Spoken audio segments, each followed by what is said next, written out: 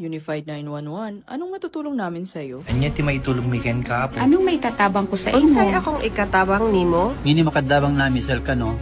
Sa anumang wika o dialekto, may tulong na darating sa iyo.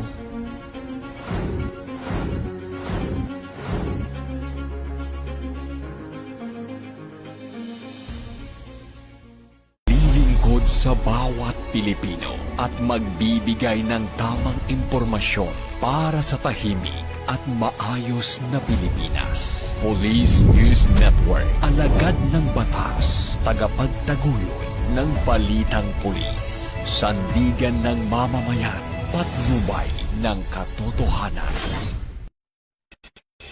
La Campo Crame, maghahatid ng pinakahuling kaganapan at nagbabagang balita. Ito ang PNN Police News Network. At ngayon, ang inyong mga tagapagbalita. Magandang araw, bagong Pilipinas. Ako ang inyong alagad ng batas, tagataguyod ng balitang pulis. Patrolwoman Resali Umalay, maghahatid sa inyo ng tamang balita, kwento ng pulis at serbisyo para sa mamamayan. At ito ang PNP News Online, ang pangunahing balita ng Police News Network, alagad ng batas, tagataguyod ng balitang pulis.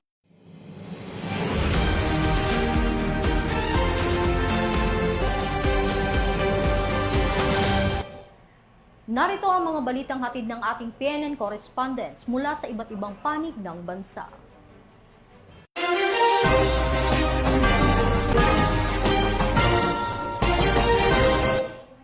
Arestado ang isang sospek matapos ang isinagawang buy-bust operation ng mga otoridad sa Coronadal City na nagresulta sa pagkakakumpiska ng hinihinalang shabu. Yan ang balitang aking tinutukan. 6 na lalaki ang naaresto sa isinagawang buy-bust operation ng mga otoridad sa Purok Spring 3, Barangay Morales, Coronadal City noong Hunyo 1 taong kasalukuyan. Kinilala ang sospek na si alias Pito, residente ng Purok Kalipa, Barangay New Pangasinan, Isulan, Sultan Kudarat. Pinangunahan ng South Cotabato Provincial Drug Enforcement Unit, katuwang ang Coronadal City Police Station, City Police Drug Enforcement Unit at PDEA Regional Office 12. Na-recover mula sa suspect ang isang sachet ng hinihinalang shabu na tumitimbang ng 0.13 grams na may tinatayang halaga na 884 pesos. Nakumpiska din ang 2 sachet ng hinihinalang shabu na may kabuang timbang na 3.98 grams at tinatayang halaga na 27,064 pesos.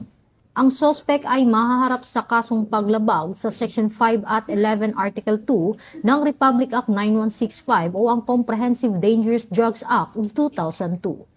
Muling pinaalalahanan ng PNP ang publiko na makipagtulungan sa mga otoridad sa kampanya laban sa ilegal na droga sa pamamagitan ng agarang pag-uulat ng anumang kahinahinalang aktibidad sa kanilang komunidad. Alinsunod sa advokasya ng bagong PNP para sa bagong Pilipinas, serbisyong mabilis, tapat at nararamdaman. Mula dito sa Campo Crame, ako ang inyong PNN correspondent, Patrolwoman Resali Umalay, nagbabalita para sa Police News Network, alagad ng batas, tagataguyod ng balitang pulis.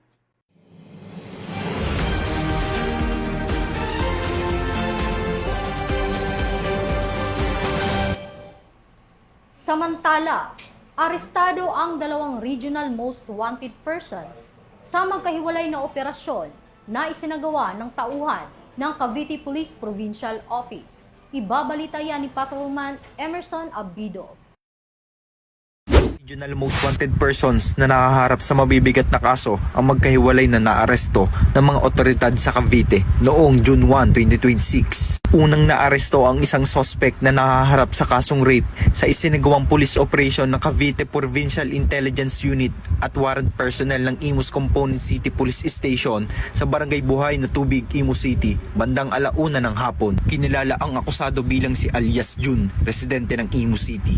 Siya ay inaresto sa bisa ng warrant of arrest para sa kasong rape sa ilalim ng Article 266 A and B ng Revised Penal Code. Ang warrant ay inilabas ng Regional Trial Court Branch 4 ng Imo City noong May 29, 2026. Walang inirekomendang piyansa para sa nasabing kaso. Samantala, bandang alas 3 ng hapon, matagumpay ring naaresto ng mga tauhan ng Bacoor Component City Police Station ng isa pang regional most wanted person sa Barangay Bayanan, Bacoor City. Kinilala ang suspect bilang si alias Rafa, residente ng Barangay San Isidro, Cainta, Rizal. Siya ay nahaharap sa kasong trafficking in person at naaaresto sa bisa ng warrant of arrest na inilabas ng Regional Trial Court Branch 119 ng Bacoor City noong March 4, 2026. Tulad ng unang kaso, wala ring inirekomendang piyansa para sa kanyang pansamantalang paglaya. Ayon sa ulat, agad na ipinaalam sa dalawang akusado ang kanilang mga karapatang konstitusyonal sa wikang kanilang lubos na nauunawaan. Kasalukuyan silang nasa kustodiya ng pulisya habang isinasa ilalim sa kaukulang legal na proseso. Mula dito sa Cavite Police Provincial Public Information Office, ako ang inyong PNN correspondent, Patrolman Emerson Nabito. Alagad ng batas, tagapagtaguyod ng balitang pulis. Bagong PNP para sa bagong Pilipinas, serbisyong mabilis, tapat at nararamdaman. Maraming salamat, Patrolman Abido. Hindi na nakapalagpa ang isang sospek habang nasagip ang isang menor de edad sa isinagawang entrapment operation sa Bacoor City Police Station sa lalawigan ng Cavite. Tinutukan niya ni Police Corporal Doris Kaisip. Mga otoridad ng isang menor de edad na dalagita matapos umunong takutin at pilitin ng isang lalaki na makapagkita sa kanya kapalit ng hindi pagpapakalat ng isang sensitibong video. Ayon sa hepe ng Bacoor Component City Police Station na si Police Lieutenant Colonel Alexi Desamito, humingi ng tulong ang biktimang si alias Nene kasama ang kanyang ama matapos umano siyang pagbantaan ng sospek na si alias June. Batay sa kanilang reklamo, pinipilit umano ng sospek ang menor de edad na makipagkita at muling makipagtalik sa kanya. Nagbanta rin umano itong ikakalat sa ibang tao at sa social media ang isang pribadong video kapag hindi siya sinunod ng biktima. Agad namang nagsagawa ng entrapment operation ang mga tauhan ng Women and Children Protection Section, Intelligence Unit at SWAT ng Bacoor Police sa isang hotel sa Bacoor City. Ay kinasang entrapment operation, tuluyang nasakote ng mga otoridad ang nasabing suspect. Nakumpiska rin mula sa kanya ang isang caliber 38 revolver na may kasamang bala, isang cellphone na naglalaman umano ng sensitibong video ng biktima at iba pang personal na kagamitan. Ligtas namang nasagip ang menor de edad. Samantala, 2 ring hotel staff ang naaresto at nahaharap sa kasong obstruction of justice matapos umanong hadlangan at makasagabal sa operasyon. Matapos ang matagumpay na entrapment operation, nahaharap ngayon ang suspect sa mga kasong multiple counts of statutory rape, grave threat, grave coercion, attempted rape in relation to RA 11648. Paglabag sa Article 151 ng Revised Penal Code at illegal possession of firearms and ammunition sa ilalim ng RA 10591. Sa kasalukuyan ay inihahanda na ang mga kaukulang dokumento para sa pagsasampa ng mga kaso laban sa suspect sa Bacoor City Prosecutor's Office. Ito ang bagong PNP para sa bagong Pilipinas, serbisyong mabilis, tapat at nararamdaman. Mula sa Cavite Police Provincial Office, ang tahanan ng mga bayaning pulis, ako ang inyong PNN correspondent. Alagad ng batas, tagapagtaguyod ng balitang pulis. Maraming salamat, Corporal Kaisip. Nagsanib puwersa ang Philippine National Police at Land Bank of the Philippines sa isinagawang seminar hinggil sa Government Purchase Card Program na ginanap sa Camp Crame. Ang detalye ng balita mula kay Patrolwoman Sari Bernales. Binuksan ng Philippine National Police ang pinto para sa isang mas mabilis at modernong sistema ng pananalapi. Matagumpay na inilunsad ng Directorate for Controllership ang seminar ukol sa Introduction and Implementation of Government Purchase Card Program ngayong araw, 2 ng Hunyo, sa PNP Bulwagang Lapu-Lapu dito sa Campo Crame. Personal na dinaluhan ni Police General Jose Melencio Nartatis Jr., Chief Philippine National Police, ang mahalagang aktibidad na ito.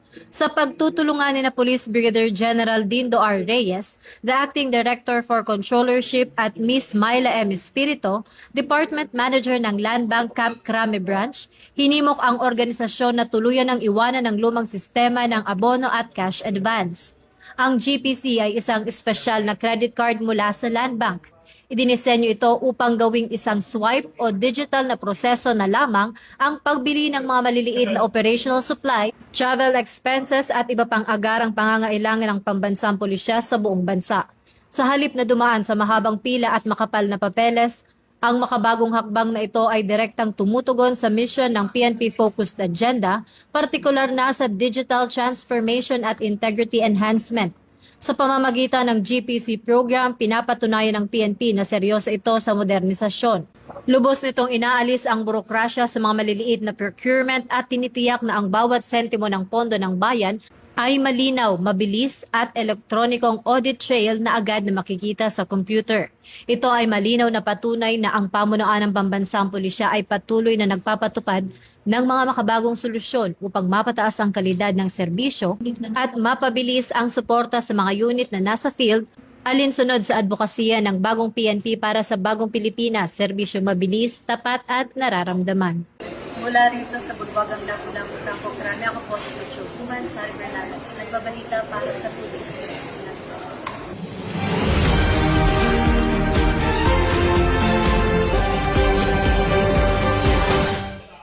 Maraming salamat, Patrolwoman Bernales. Ipinagdiwang ng Philippine National Police ang matagumpay na pagtatapos ng kanilang summer sports program na naglalayong bigyan ang kabataan ng masigla, makabuluhan at produktibong gawain ngayong bakasyon. Patrolwoman Dara Falogme sa report. Matagumpay na isinagawa ng Philippine National Police ang closing and awarding ceremonies ng 2026 PNP Summer Sports Training and Recreational Program sa Camp Crame nito lamang ikadalawa ng Hunyo bilang pagtatapos ng 5 linggong pagsasanay at mga gawaing pampalakasan na nilahukan ng mga kapulisan at ng kanilang mga dependents. Layunin ng programa na isulong ang holistic development ng mga kalahok sa pamamagitan ng iba't ibang sports at recreational activities. Sa kanyang mensahe, binigyan diin ni Chief PNP Police General Jose Melencio C. Nartatis Jr. na kinatawa ni Police Lieutenant General Bernard M. Banak, Deputy Chief PNP for Administration, ang kahalagahan ng programa bilang bahagi ng mga inisyatiba ng organisasyon para sa moral at welfare ng mga tauhan. Ayon sa mensahe ng PNP Chief, mahalagang mapanatili hindi lamang ang kahusayan ng mga kapulisan sa kanilang tungkulin sa paglilingkod sa bayan, kundi maging ang matibay na ugnayan ng kanilang mga pamilya at ang paghubog sa kanilang mga anak at dependents. Sa pagtatapos ng programa, kinilala at ginawaran ang mga natatanging kalahok bilang pagkilala sa kanilang pagsisikap at kahusayan sa iba't ibang larangan ng sports at recreational activities. Pinagtibay rin ng aktibidad ang PNP Focused Agenda sa personal moral and welfare na nagbibigay diin na ang kapakanan ng mga tauhan at ng kanilang pamilya ay mahalagang salik sa pagpapanatili ng kahusayan at kahandaan ng organisasyon sa pagtupad sa adhikaing bagong PNP para sa bagong Pilipinas, serbisyong mabilis, tapat at nararamdaman. Mula dito sa Campo Crame, ako ang inyong PNN correspondent, Patrolwoman Dara Falogme. Alagad ng batas, tagataguyod ng balitang pulis. Ito ang bagong PNP para sa bagong Pilipinas, serbisyong mabilis, tapat at nararamdaman. Maraming salamat, Patrolwoman Falogme. Walang takas sa batas ang isang lalaki matapos mahuli sa isinagawang checkpoint operation ng mga otoridad sa Pulangi Albay na nagresulta rin sa pagkakakumpiska ng baril at hinihinalang iligal na droga. Police Staff Sergeant Mercolito Lovendino Jr. sa detalye. Nauwi sa pagkakaaresto ng isang 40 anyos na magsasaka ang tangkang pag-iwas sa checkpoint matapos itong mahulihan na hindi lisensyadong baril at hinihinilang illegal na droga kasunod ng insidente ng pagkakabangga ng minamanehong motorsiklo sa isinagawang operasyon ng pulisya sa Pulangi Albay. Matagumpay na naresto ng Pulangi Municipal Police Station ang suspect sa isang routine checkpoint operation bandang alas 11:30 ng umaga sa kahabaan ng Maharlika Highway, Barangay Matakon, Pulangi Albay. Kinilala ang suspect sa alias na Leo residente ng Libon Albay. Sinubukang umiwas sa checkpoint ng suspect matapos mapansin ang presensya ng mga otoridad. Sa sinagawang standard verification, hiniling sa kanya na ipakita ang lisensya sa pagmamaneho o anumang valid na pagkakakilanlan. Gayunman, nang siyasatin ang dala nitong itim na body bag, natuklasan ng isang pulis ang isang caliber 38 revolver. Kabilang sa mga nakumpiska sa operasyon ang isang caliber 38 revolver na may markang MFTD by Arms Corporation of the Philippines at serial number 20387 na kargado ng 5 bala, 3 karagdagang bala para sa caliber 45 at isang sachet ng hinihinalang shabu na tumitimbang ng 2 gramo at may tinatayang standard drug price na 13,600 pesos. Ang matagumpay na operasyon ay patunay ng pinigting na police visibility at checkpoint operations, isa sa mga estratehiya na nakapaloob sa PNP Focus Agenda, particular sa ilalim ng Enhanced Managing Police Operations. Bahagi ito ng mas malawak na Safer Cities Initiative na layuning palakasin ang presensya ng pulisya sa mga strategic lugar upang maiwasan ang kriminalidad at mapanatili ang kaligtasan ng publiko. Mula dito sa Bicol Region, ako po si Police Staff Sergeant Merculito P. Lovendino Jr. Nag-uulat para sa Police News Network, bagong PNP para sa bagong Pilipinas, serbisyong mabilis, tapat at nararamdaman. Maraming salamat Police Staff Sergeant Lovendino Jr. At yan ang mga balitang nakalap ng ating PNN correspondents mula Luzon, Visayas at Mindanao. Para sa mas malawak at mabilis na ulat ng mga balita, i-like, follow and share kami sa aming Facebook account ng Police News Network at sa Twitter account para sa mga real-time updates at YouTube channel para sa mga real-time replays. Manatiling mapagmatsyag at laging alam ang totoo.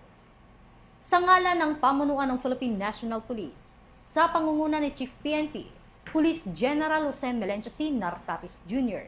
at sa pamumuno ni President Ferdinand Bongbong Marcos Jr., kami ay maglilingkod sa bawat Pilipino at magbibigay ng tama at balanseng balita. Bago po tayo magtapos, binabati po namin ng maligayang kaarawan si Police Captain Leonardo Sorio ng CIDG. Naway patuloy po kayong pagpalain at bigyan ng kalakasan. At ngayong darating po na June 14, 2026, Pamanang Lahi, 128th Philippine Independent Day, magkakaroon din po ng gift giving sa Calamba, Laguna this June. 150 na mga bata ang bibigyan ng ngiti ng Nariag family. Taos-pusong pasasalamat po sa lahat ng officers at members ng Nariag na walang sawang nagbibigay ng suporta, oras at dedikasyon sa grupo. Malaking bahagi po ang inyong pagtutulungan sa tagumpay ng ganitong mga aktibidad. At sa June 28, 2026, alas 7 ng umaga, magkakaroon po ng Fun Run for Health, Run for Awareness, Run for a Better Tomorrow, na may temang Fun Run for a Cause. Muling nagpaalala ang pambansang pulisya kaugnay sa nalalapit na parliamentary election sa Bangsamoro Autonomous Region in Muslim Mindanao. Pinaalalahanan ng Philippine National Police ang publiko na manatiling mapanuri at maging mapagmatsyag laban sa paglaganap ng fake news, misinformation, disinformation at iba pang online platforms. Labanan ang fake news sa bar, ugaliing mag-fact check at magbahagi lamang ng tama, beripikado at mapagkakatiwalaang impormasyon upang mapanatili ang kapayapaan, kaayusan at pagkakaisa sa komunidad. Mula rito sa tanggapan ng tagapag-ugnay ng Pambansang Pulisya, ako ang inyong alagad ng batas, tagataguyod ng Balitang Pulis, Patrolwoman Resalie Umalay, maghahatid sa tamang balita, kwento ng pulis at serbisyo para sa mamamayan. At ito ang PNP News Online, ang pangunahing balita ng Police News Network. At ito ang bagong PNP para sa bagong Pilipinas, serbisyong mabilis, tapat at nararamdaman.